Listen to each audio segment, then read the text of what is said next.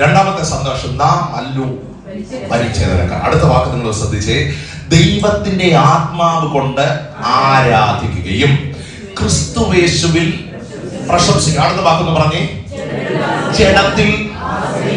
ഇതൊന്ന് നോക്കി വായിച്ചാലും മതി. ജഡത്തിൽ ആശ്രയിക്കാതിരിക്കുകയും.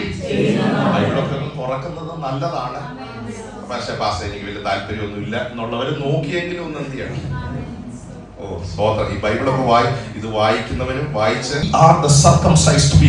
ഈ പരിച്ഛേദന എന്നുള്ളത് പഴയ നിയമത്തിൽ ദൈവം അബ്രഹാമിനോട് ചെയ്ത ഒരു ഉടമ്പടിയാണ്, ഒരു നിയമമാണ്. ദൈവത്തിന്റെ സ്തോത്രം. ആ നിയമത്തിന്റെ ആത്മീയ അർത്ഥം എന്താ? നിങ്ങളുടെ ശരീരത്തിൽ ഒരു ചൂടടയാളം പോലെ, ദൈവത്തിന്റെ സ്തോത്രം, ദൈവത്തിന്റെ അടയാളം പതിപ്പിക്കുന്നതാണ് പരിച്ഛേദന എന്ന് പറയുന്നത്. ഇനി പുതിയ നിയമത്തിൽ ഈ പരിച്ഛേദനക്കാർ എന്നൊരു പദത്തെ പൗലോസ് വ്യാഖ്യാനിക്കുക.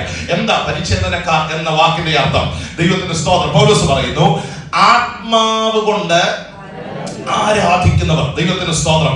അടിയാൻ മണിക്കൂറുകൾ ആത്മാവിൽ നിറഞ്ഞ ദൈവത്തെ എന്ത് ചെയ്യും? ആരാധിക്കും. അവരുടെ ശബ്ദം അവർ ദൈവത്തിന് കൊടുത്തു, അവരുടെ ആരോഗ്യം അവർ ദൈവത്തിന് കൊടുത്തു, അവരുടെ കരങ്ങൾ അവർ ദൈവത്തിന് കൊടുത്തു, അവരുടെ കാലുകൾ അവർ ദൈവത്തിന് കൊടുത്തു, അവരുടെ നാവ് അവർ ദൈവത്തിന് കൊടുത്തു, അവരുടെ സന്തോഷം ദൈവത്തെ ആരാധിക്കുന്നതിലായിരുന്നു. ഞാനിങ്ങനെ ചിന്തിക്കുക, പണ്ടത്തെ ആരാധനയുടെ ഒരു കേൾവി മാത്രം എന്റെ മനസ്സിലുള്ള. കാരണം ഞാൻ പെന്തക്കോസ്തിൽ രണ്ടാമത്തെ തലമുറയാ, ചിലതൊക്കെ കേട്ടിട്ടേ ഉള്ളൂ. ഒരു സഭയോട് ദൈവാത്മാവി പറയുക, ഉണങ്ങിയ ആരാധന